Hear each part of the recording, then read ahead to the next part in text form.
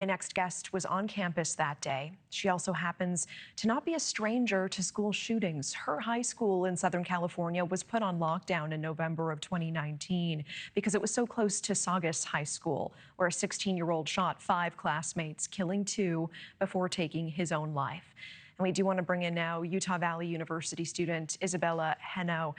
Isabella, I really appreciate you taking the time to speak with us. And I know you say with this crowd, with the protesters there that day, and in your words, the lack of security on campus, that you were nervous that day, even before this happened. Can you tell me more about that and what followed? Yeah, so usually when they bring people to come speak on campus, I always get uncomfortable just because of my own history and my own past. So in the spring semester of last year, we had a Democratic person come and speak, and I left school early because there was so many people, protesters, and just not enough security. And that's something I even noticed the day that Charlie Kirk had arrived on campus. There was a lot of people, way more than I had ever seen in one area gathered on campus, and hardly any security. Yeah, what were the days like leading up to this Kirk event on campus? Was it advertised? Was it mentioned by your classmates? Did you see the protests unfolding? And what was that feeling you had in your gut that day of?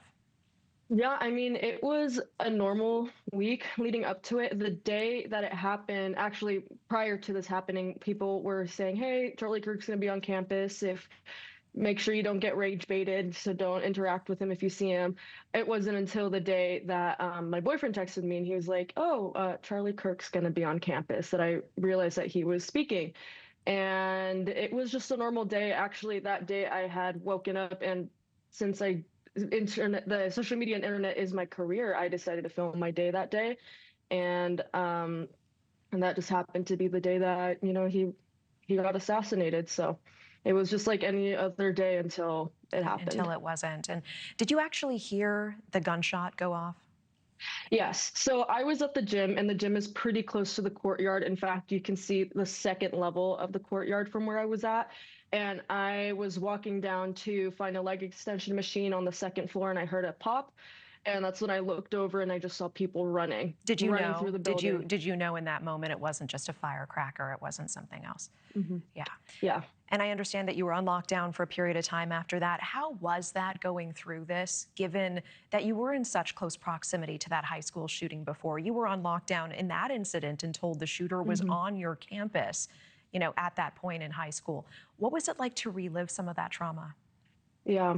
Honestly, I will say that it was the fear of not knowing was scarier than when I found out, when I heard somebody finally ran in and was like, "There's a shooting," and just confirmed what I had already thought.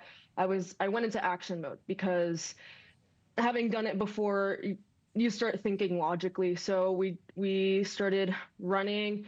I ran up and I cleared the second floor of the gym, letting everybody know they needed to leave and go on lockdown. And once we went into hiding, it was just, waiting. And I will say that I was less stressed out than the first time because the school did a really good job once we kind of figured out what was going on. They did an amazing job of sending messages to our phones or all our emails that they had and keeping us updated. I was also listening to police radio to kind of get a sense for what was going on. So I felt a lot more prepared, but it was definitely not fun having to relive that again.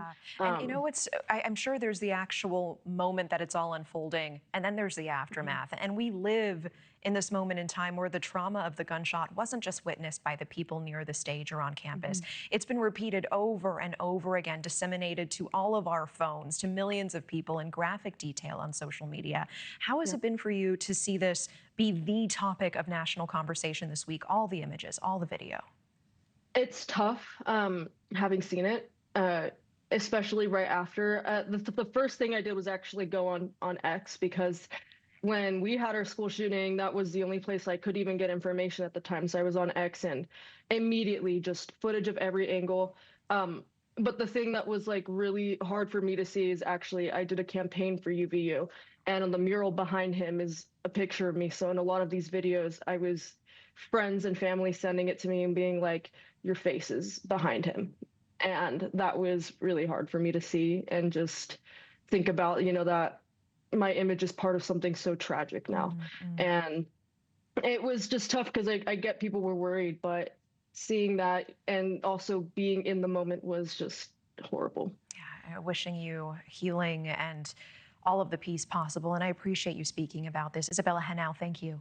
Thank you for watching. Subscribe below and download our NewsNation app right now on your phone, and you will get fact-based, unbiased news for all Americans.